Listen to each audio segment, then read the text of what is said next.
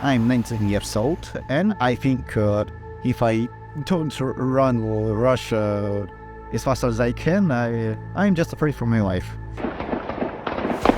At the beginning of the war, about 10% of my compatriots opposed war on moral grounds. Many of them protested in the streets, thousands were arrested and incarcerated. 30%, I don't think more, supported war out of the ideological zeal. 60% sitting on the fence. And now when they're being dragged into the war and forced to serve, they're running.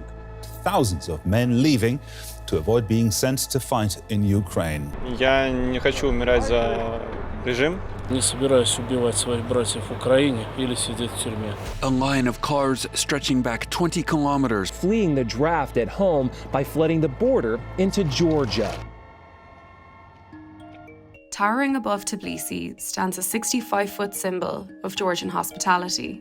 In one hand, Mother Georgia holds a cup of wine to welcome weary travellers.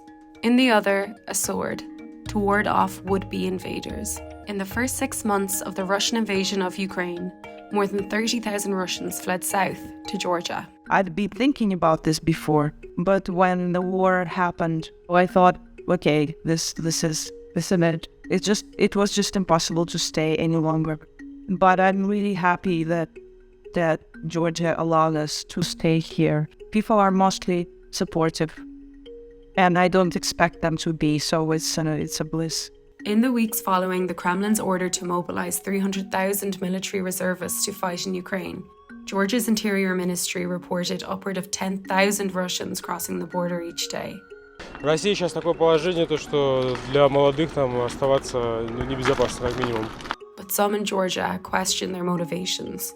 During these 8 months, they support their government. But now, when this government says that, okay, you should go and fight with Ukrainians. Now this touched them. They don't want to help Ukraine. They don't want to help Georgians. They just run to save their lives. Despite protests across the country against Russia's latest war, the Georgian government has been treading carefully with its aggressor neighbour.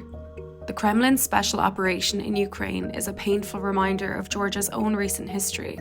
In 2008, Russia launched a defence operation against Georgia over 2 breakaway territories in the north. After just 12 days, Russia annexed 1/5 of Georgian territory, which included the regions of South Ossetia and Abkhazia. And as Russians pour across the border, some fear that history could repeat itself.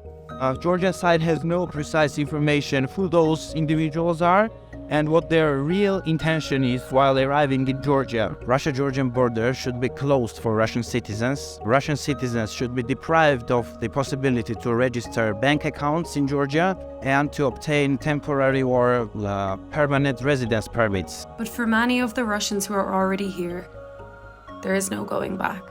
Inside of Russia, I got some messages that I am like a rat running from a sinking ship. My mother actually thinks that I betrayed my country and her. Because I left. I mean, I'm scared, but I don't really care because I'm not coming back ever, I decided.